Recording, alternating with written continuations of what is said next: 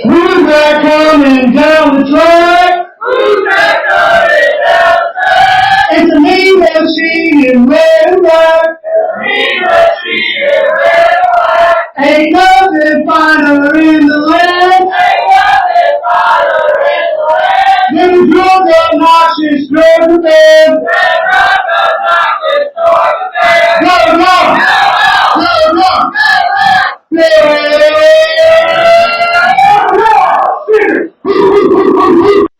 What's up, y'all? This is John and Caleb back for another episode of the Nothing Finer podcast. As always, brought to you by Millions and Fans First Sports Network. We just finished recording the last episode, so we're going to skip all that other stuff and go right into the Georgia-Kentucky game. I know both of us are way too excited about this game for what Kentucky put up last week. How are you feeling going into this? Before we get into any of the breakdown, how are you feeling? I am feeling relatively confident, which is not normal for me going into Lexington.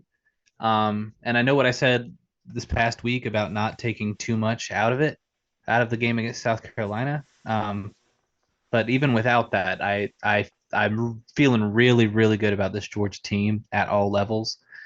And I just think it's going to take a much better team than Kentucky to derail that. And this is one of those things where it's not about if we win, it's about how we win, and that's a good feeling going into a game. I do agree for the most part, but as it seems to happen quite literally every week during the football season, I do enough research to concern myself. That's fair.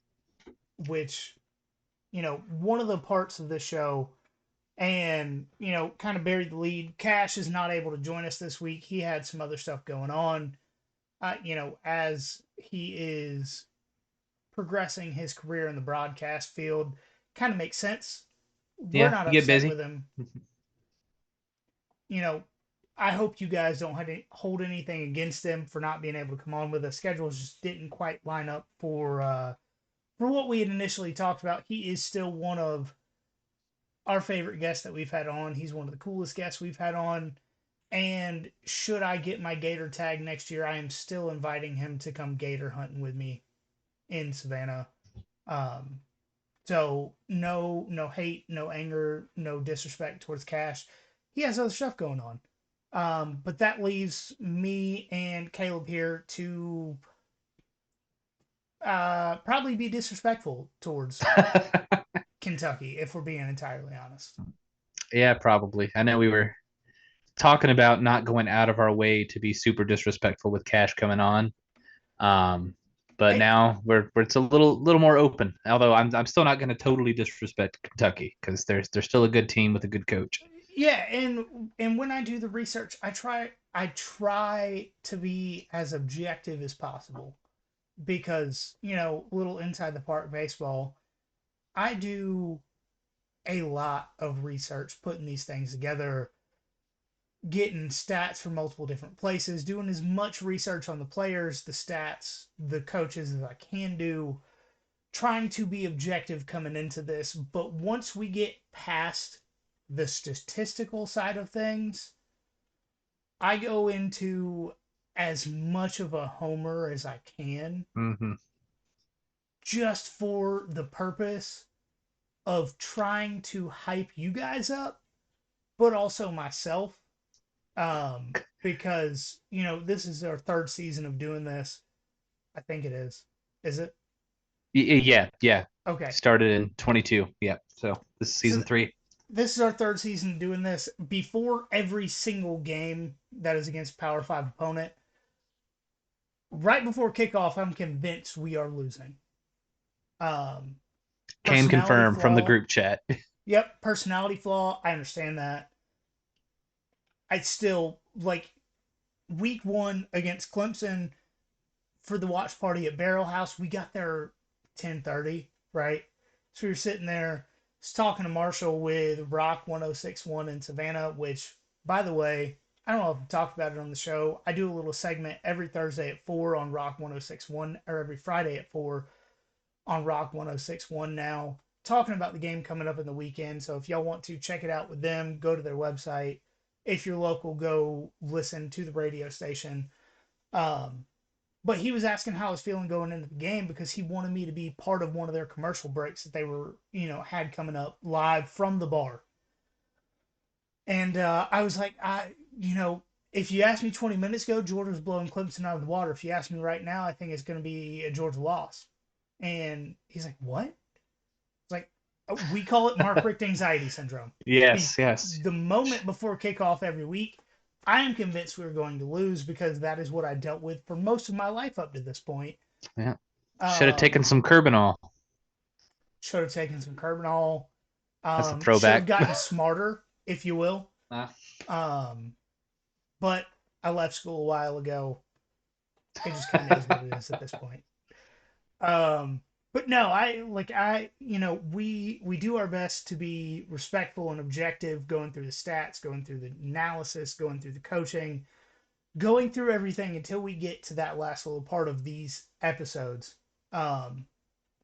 So, I hope you guys see that in what we're trying to do, but also understand a little bit of hesitancy in my voice is up until I get into that mindset of almost, I try to put myself in an almost Ric Flair mindset. Space Mountain, baby. And that is where, I go all out WWE promo. I've been trying to talk my wife into let me buy a boom arm for my microphone that mounts to the wall so I can pull it close to my mouth. There we go. Full on, like, flexing the fucking bicep while I'm going off about these games. Hasn't worked yet. Part of that is because I got myself a bougie ass desk that's too thick for one of these boom arms to attach to. Fair. It is what it is. I told her I wanted a desk that made me look professional, and turns out it was actually too big to fit through the door. So I had to cut part of the desk off to fit into the house. Okay. Funny how that works sometimes. I got what I want. You Yeah. know, could be worse. We did have to ask one of our neighbors to help us get it into the house because it was so heavy, but I got what I wanted. Yeah, those are the best though. Those are the ones you can't hardly lift. You know that stuff's going to be made of something that lasts. I can't tell you how many glasses of whiskey I've spilled on this desk, and you can't even tell. Nice. All right, are you ready to get into this game? We're talking about whiskey. Ironically, I have some Kentucky bourbon sitting here with me that I've been drinking on. Kentucky bourbon that is a single barrel picked by a store in Savannah. So Oh, wow. Still got that Georgia tie. I got my 2022 commemorative whiskey glass for the national title sitting here. And most of the whiskey I have from Georgia is commemorative from either the World Series or Georgia's national championships that I refuse to open because I paid too much money for. That's fair. Still got a commemorative bottle of bourbon sitting in the cabinet untouched myself because I'm waiting for us to make another national championship game before I open it. If I look directly to my right, I can see the 2021 bottle, the 2022 bottle, and the World Series bottle, all of which are unopened because I was not allowed to buy two from my wife. Although I would have loved to have bought two because they would probably all be gone by now. Because if I'd been able to buy two, I'd have drank the 2021 bottle during the 2022 game. Mm-hmm. And then I guess the second 2022 bottle would be sitting there waiting to get drank during the next national championship game. Yeah, it almost drowned out my sorrows during the Alabama game, but I had some restraint. I've tried to not drink as much over the last little bit, except while recording the podcast during the season, because I honestly think we give you guys better content when I'm a little saucy. I think I get a little bit more fired up, a little more into it. So my Friday morning hangovers are for you guys. There we go. Do it for the gram. So do it for the vine. Oh, that doesn't exist anymore. I was gonna say that and I didn't. I should have. That's Throwback. okay. I'm a little older than you, so I can make the old fart jokes and I can tell you with how I've good been one. sleeping lately, my back feels a lot older than I am. But All right, let's get into this game. yep, no, that is a downfall of me drinking for these episodes. Getting into Georgia at Kentucky. Georgia 24-point favorites, over under 46.5 points. Before we get into much of the specific game itself, a few interesting stats regarding the matchup since Kirby got to Athens as far as games in Lexington go. The scoring margin has been significantly closer in Lexington. 10.25 points in Kroger Field is the scoring margin in this game. To be fair, that is 10.25 points that Georgia has won. Yeah. But Georgia has also allowed an average of 124.25 rushing yards per game in Lexington. So stopping the run has been a little bit of an issue going into the game in Kentucky.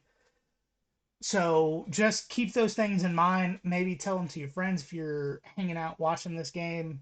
If it gets close, you can sound smart. If not, you can make me sound dumb. Both are acceptable. But Kentucky obviously struggled last week against South Carolina, but they did stop the run very effectively, only allowing 79 rushing yards per game to a few guys named Rocket Sanders, Robbie Ashford, and Lenora Sellers, all guys which run the ball fairly well.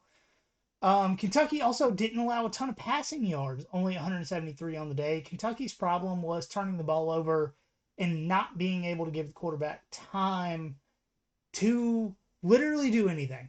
Yeah. Neither quarterback that started on the day had the time to even catch the ball and fall forwards. That's how bad the offensive line was last weekend. Yeah. Quite literally, I am shocked that neither quarterback came out of that game with an injury. Yeah, they were getting beat up all day. Uh, you know, I think Brock Vandegrift could go four wheeling in the mountains of Kentucky, flip the truck he is in, and come out hurting less than he did from that game last weekend. Probably That, has too, judging by his Instagram feed. I'm jealous. Yeah. When I lived in Kentucky, I lived in the hills and worked on a farm. Did not have the ability to do that sort of thing. Very, very jealous. Since I've been drinking a little bit and while we're talking about the hills of Kentucky, slight tangent. I promise it won't be long. I've got a friend I currently play disc golf with on Tybee. He lives here now. He is playing in a national tournament with professional disc golf players this weekend in Massachusetts. He is from Kentucky. Actually, his cousin is best friends with Cash Daniel. But he's playing a tournament this weekend. Shout out Zach. By the time this comes out, he will actually already be playing in the tournament. Hope you do well. Yeah, he probably won't listen to it till after, so I hope you win. I'm rooting for you.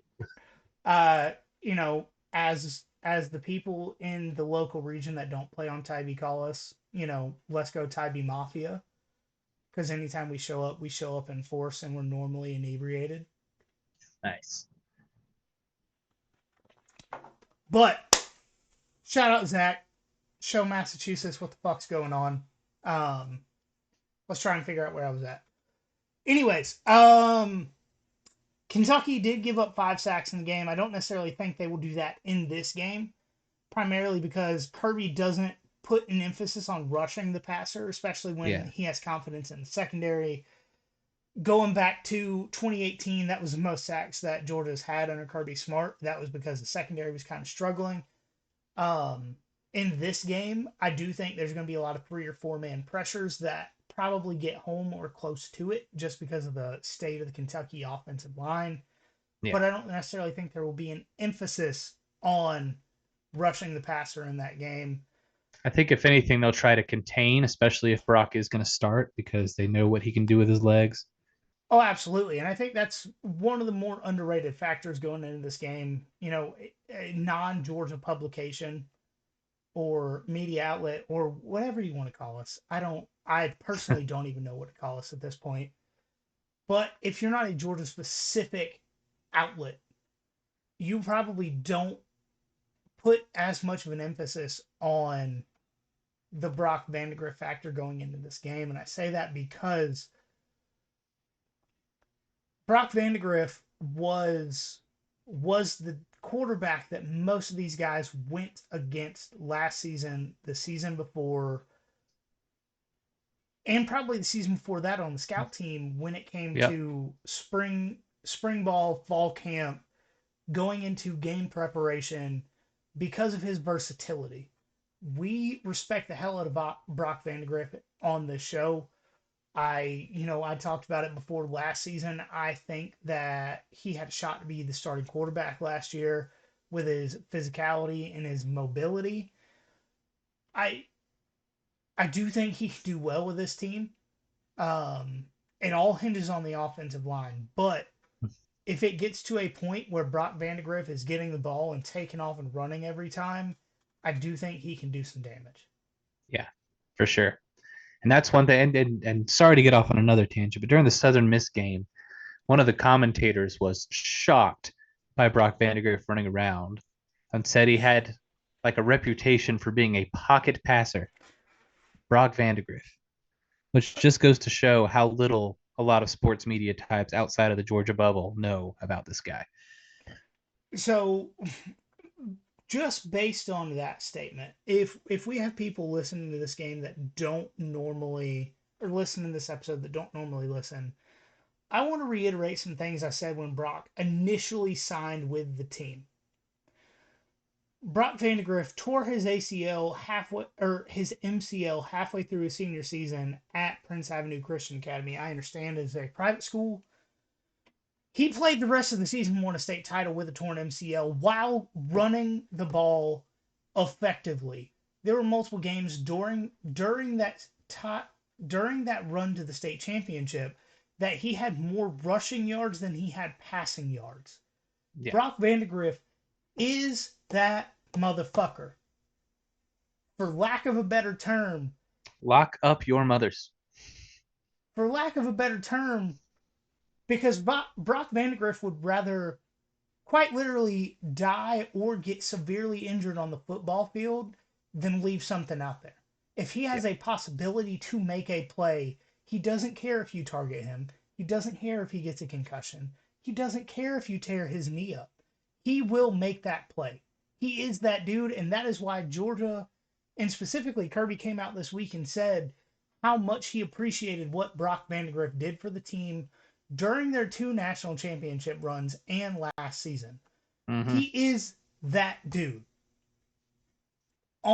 If he had a better offensive line, Brock Vandegrift has the potential to be in the Heisman conversation right now. Oh, yeah. Like, that is the type of athlete and the type of competitor he is. So do not underestimate Brock Vandegrift. Do not think that just because South Carolina beat the shit out of him last week, that he is not that dude. Because I promise you he is. Yeah, he could easily, well, not easily, he could very well throw all over this Georgia secondary if we let him. If his offensive line lets him. Right. If he had protection from his offensive line, would it shock me?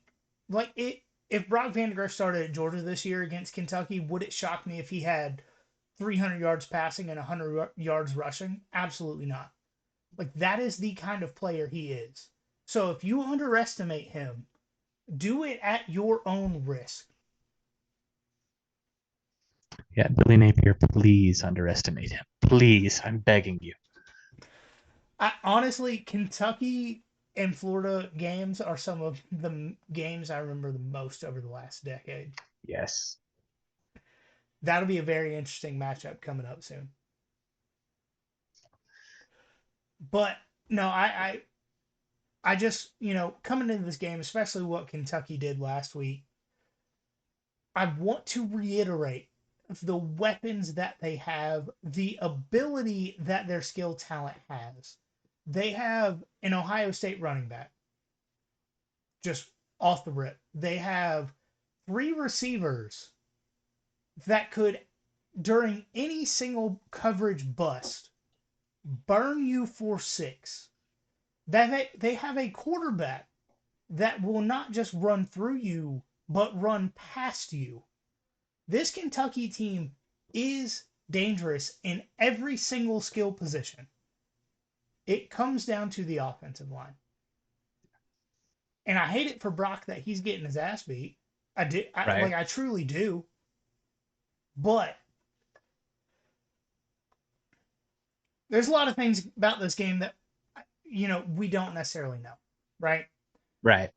But I do know how much Kirby Smart does not like Shane Beamer and the warpath that the Dogs are on this year. And I feel bad for what Kentucky is going to go through this weekend. Mm-hmm. And we aren't just talking about back-to-back home losses. We are talking about back-to-back home losses without scoring a touchdown. We are talking about how absolutely down bad those fans are going to be after going into their game against the Ohio Bobcats without scoring a touchdown in 9 quarters of football. There he is. He's back. He's back, everybody. We are talking about the Wildcats having less than 150 total yards of offense. You thought last year was bad?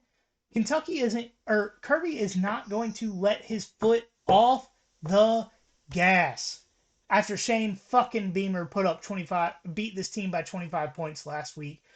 One thing I can promise you about this game, the foundations of that stadium are going to bear permanent marks of what happens on that field on Saturday. It will not just be remembered this season. It will be permanent within the foundations of their stadium and their program. Have to agree. This, if the South Carolina game last week was the game that kind of got the ball rolling on the Mark Stoops thing, this is what's going to send it over the edge of the cliff, as bad as it's going to be. I do like your use of trends earlier. We were talking about statistics. I brought some of my own as well. Typically, this matchup comes down to, whether it's in Athens or in Lexington, comes down to how Georgia's offense performs against Kentucky's defense. We've talked a lot about Kentucky's offense and their struggles. But since this winning streak against Kentucky started back in 2010, when Georgia, and let me know if this doesn't make sense, and I'll break it down a little more. When Georgia is able to get either 300 yards rushing or 300 total yards passing, whichever category it is, as long as they get 300 yards in one of those, the average score of the game is Georgia winning 44-17. If we don't get 300 yards in either of those categories, so we get like 250 passing and 120 rushing or something like that, the average score is 24-12. So it's still us winning, but that is a lot closer game, a lot more sweating that we are doing there. So we win either way, but if we can have success in any aspect on our offense, historically, we've pretty much dominated this game. To your point, Kentucky's usually been able to keep at least one of those sides of our offense in check. They've done a good job in the past keeping the running game in check from us. We've had some struggles, especially in Lexington. But I think there's a chance that Carson Beck has an absolute field day on Saturday. It was originally supposed to rain. It's looking like that forecast has changed a little bit, and that rain is being moved later and later. I think Beck could have a field day because of what happened with Lenora Sellers last week. Not that the whole game proves that they're trash. I'm not going to go that far, obviously. I mean, you know me. I've been talking this whole time about how we can't count Kentucky out just because of that game. But when Sellers did have success throwing the ball last week, it was because there were holes in Kentucky's zone defense, and he bought himself enough time to find those holes and make the throw. So if he was able to do that, find the holes after buying enough time to get them, what happens if you've got a quarterback behind the line of scrimmage who, instead of needing to buy enough time to find those, which he could if he needed to, but what if instead he could see where those holes were going to be before the ball was even snapped, send two receivers on hot routes right in that direction, and get the ball to them before you even know what's happening? Because that's who Carson Beck is. And if that's what he's doing and those holes are still just as visible as they were against South Carolina, I don't know how they stop this Georgia offense. I really don't. And again, no disrespect to Kentucky, and they've done it before against Georgia, but when you've got a guy like Carson who is going to see these things before they happen, it's going to make things very, very hard for Kentucky to adjust.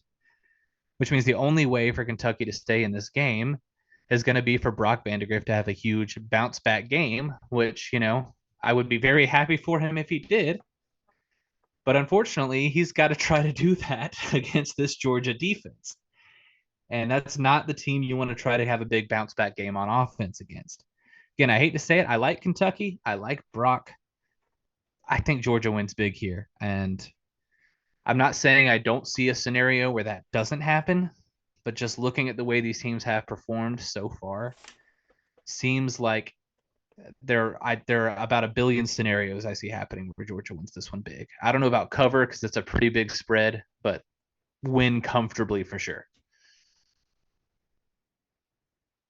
I agree. I do want to say we have been lacking the last week or so on calling the dogs.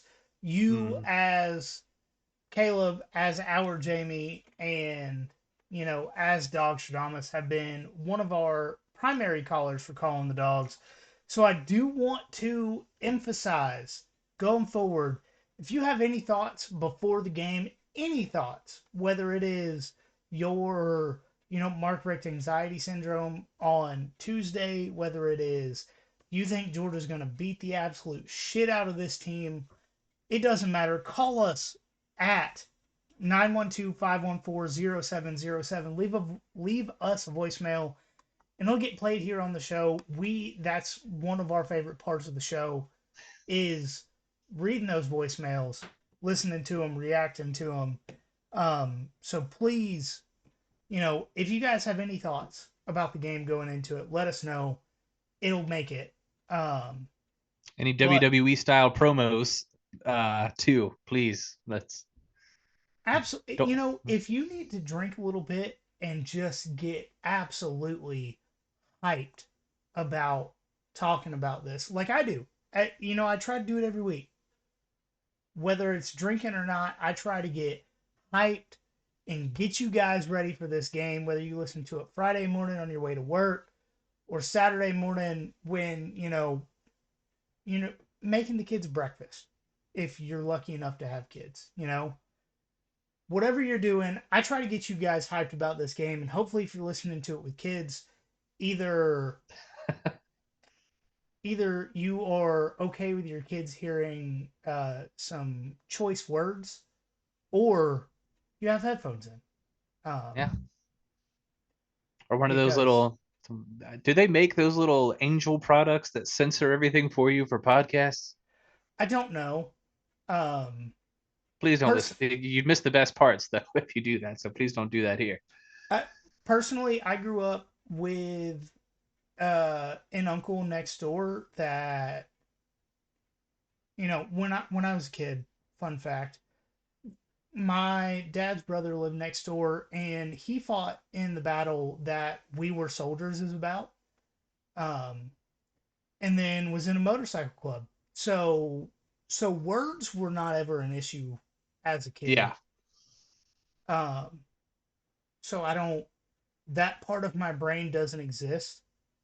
But I hope you guys, like the show, find a way to tell your kids that certain words shouldn't be said at school, but are okay for adults to say, especially in the situation that we're in. And, when you've probably, at this point, if you're listening to the show, the the life history that I have for the most part. And it's just part of the vocabulary. I don't even realize I'm saying them half the time. Yeah. Yeah. My rule with our kids is gonna be if you're paying your own way in your life, you can start saying those words. Yeah, the first time my mom ever heard me cuss was the day she picked me up from basic training. We were eating lunch and I said the F word as a instead of like or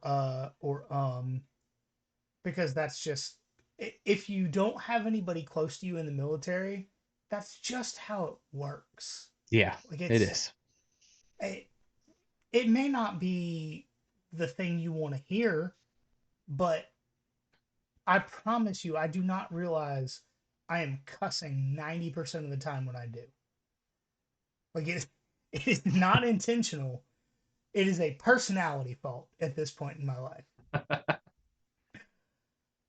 Oh, we're gonna get into some best bets, and I've got a few here. I've probably got too many, um, but going through it this afternoon, I saw too many that I liked. I've got the LSU South Carolina game under 49. I believe since I saw that this morning, it has gone up to 49.5, which I like much more than 49. Um, but Yeah. regardless, I'm taking the under in that game. Next one, West Virginia -2. I think West Virginia wins that game. If it's by a field goal, they cover. So putting that in here. And I've got the A&M money line. They're playing at Florida this weekend. The main reason, being entirely honest, the main reason I have this money line in here is the home teams are 0-5 in the last 5 games when SEC Nation comes to town. I smiled so wide when I saw that you put this in there. That's such a Caleb Tillman stat to bring to the table. I love it so much.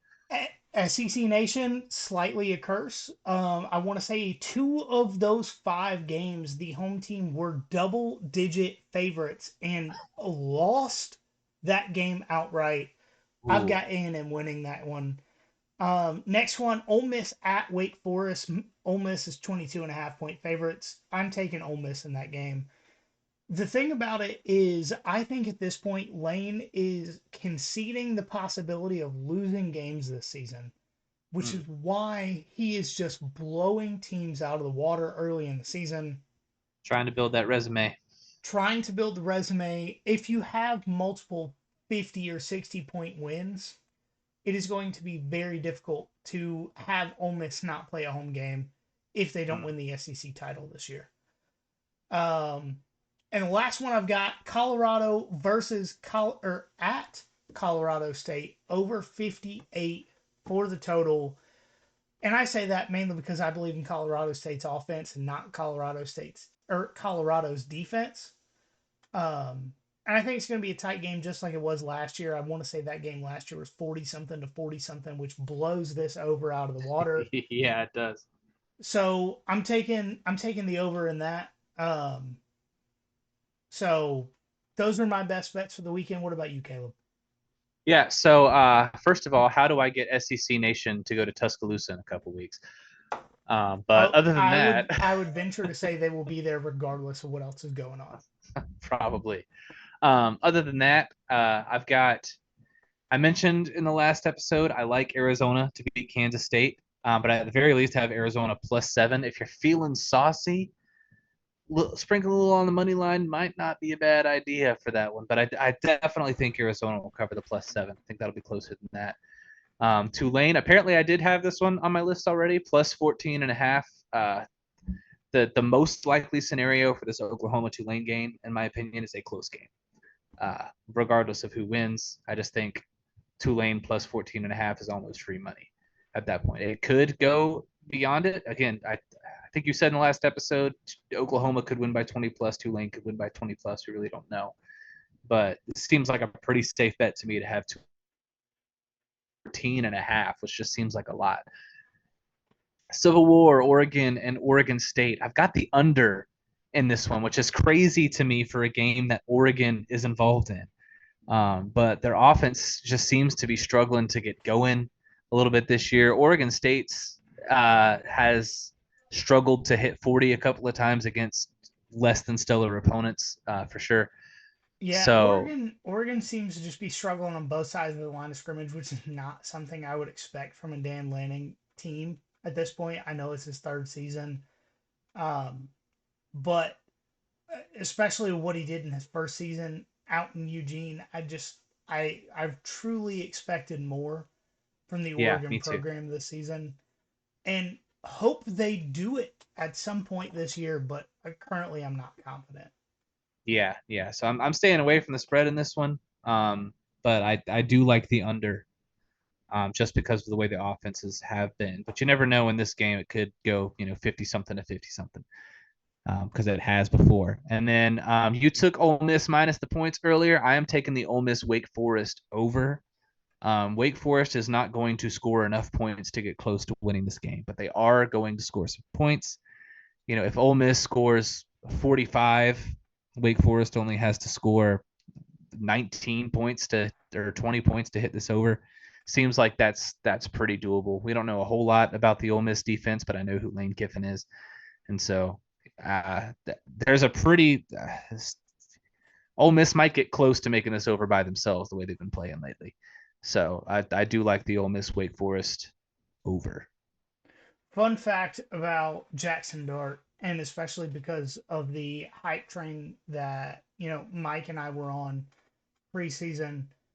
Um, we said multiple times that he had the best odds to win the Heisman, and not necessarily saying that he was the favorite, but he was in the situation. He was in the best situation to win with the odds he had. Mm-hmm. Jackson Dart currently has more touchdowns than incompletions in 2024. I Yeah. understand the competition he's played against. That is still quite literally insane. When it comes time at the end of the season to decide who's going to be going to New York, those are just going to fade into the stat line. So the competition is not even going to matter at that point. They're just going to see the raw numbers because that's how these voters vote. Yeah, he's And averaging 4 passing touchdowns per game through the first 2 weeks, and he has not played in a fourth quarter so far. yeah, and who other than Georgia, what defenses is he going up against this year? Because they seem to have really lucked out on their schedule here. So before the season, I was concerned about Oklahoma, and so far the Oklahoma defense actually seems better than the Oklahoma offense. Regardless of the scores that have been in the games, if the Oklahoma offense can't convert on third down, I do think the defense is better. So they play Oklahoma. I believe they play Mizzou. Um, I will So actually that look at. so I would be willing to bet that he still gets a good 3+ touchdowns on both of those teams. And if he So, does, to me, might need to put some money on him winning the Heisman. all right. So here's Ole Miss's schedule for the rest of the season. Okay. Wake Forest. Yep. At Wake Forest, Southern or Georgia Southern at home. Okay, he's gonna throw 6 against them. Kentucky at home. We'll see. At South Carolina. We'll see with that pass rush, especially if it's in Columbia. That might be a sleeper. At LSU. Okay. At Oklahoma at home. At Arkansas. Mm-hmm. Georgia at home. At Florida. Mississippi State at home. So all he has to do is do pretty well in those couple of tough road games and then not Hendon Hooker himself against Georgia. Yep. And he could be a legitimate contender. Yep. Which, we've been preaching it since the end of last season. A lot of people are sleeping on Ole Miss. It's not. I promise you, it is not entirely out of the conversation with their schedule, with the talent that they brought back and the talent they got out of the portal for them to be in Atlanta for the SEC championship game. And fun fact, guys, the loser of the SEC championship game is going to host a home playoff game. Yeah, that is. Unless we get a situation so wild that we've got, another 9-3 LSU in the SEC championship game situation, which that's not going to happen. There's no world where the SEC runner-up doesn't get in, especially since the way the SEC is set up now. Whoever is the runner-up in the SEC, unless it is Mizzou, will have run a gauntlet to get there. Yep.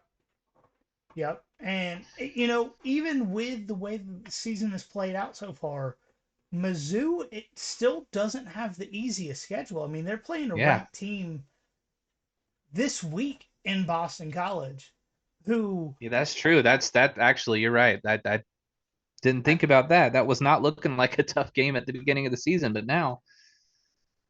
I mean, Boston College beat Florida State, and then they put up, 60 plus on Duquesne last week, and I understand it's Duquesne, but if you're winning a game by 50 plus points, I do not care who you play. Yeah, especially considering the expectations for them this year. Yeah, and again, Cincinnati did Bill. it. Yeah. Okay, so, whatever you do is house money. Yeah, that's it. Again, and who knows? Again, Cincinnati did it last season. They put up 66 on Eastern Kentucky before going 3-9, but I don't think that's the case because Boston College just looks like they're playing really good football right now. That's how they beat Florida State. When you have 3 guys that can get 10 yards a carry, like Boston College does, between RB1, RB2, and the quarterback, and the quarterback can also throw dots 40 yards downfield, I respect. You're going to win some games. Yeah. Yeah. You are, first off, making a bowl game. You are getting respect, and at the end of the year, you're probably going to be ranked and beat some teams that you probably should not have beaten. Yeah.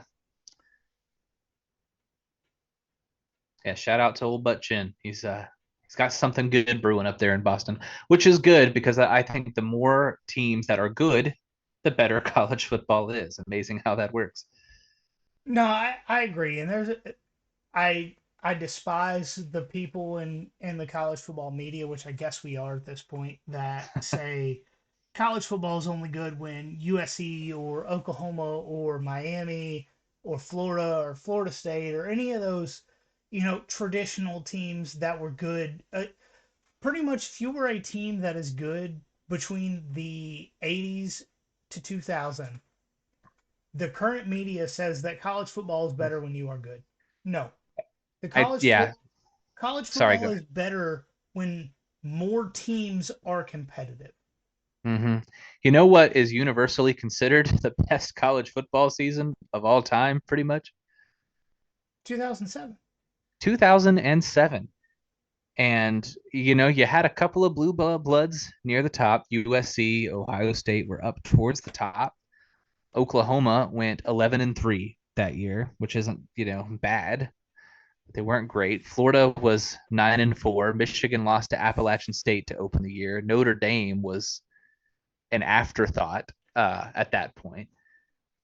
And it was the most entertaining season that we have ever had. So much like the critics on Rotten Tomatoes are completely separated from their audience when it comes to leaving these reviews, clearly these media types on ESPN and other folks who were saying that are separated from college football fans. And just to give a short list of teams that were ranked in the top 2 during the 2007 season: Virginia Tech, USF, Boston College, West Virginia. None of those are considered blue bloods. So college football is South Florida was ranked up there at one point, weren't they? Yep. Who should be University of West Florida, but they also should be 2-0 against Alabama right now, but we'll save that for another time. I don't necessarily disagree with you. All right, guys, we have gone on way too many tangents for this episode, but as always, follow us on social media at nothing.finer.pod, on Instagram at finerpod, on Twitter. Just look us up on Facebook and YouTube. You can find us there. Nothing Finer Podcast on TikTok. As always, Barrel House South is your destination for college football in the city of Savannah, and there's nothing finer in the land than a drunk, obnoxious Georgia fan.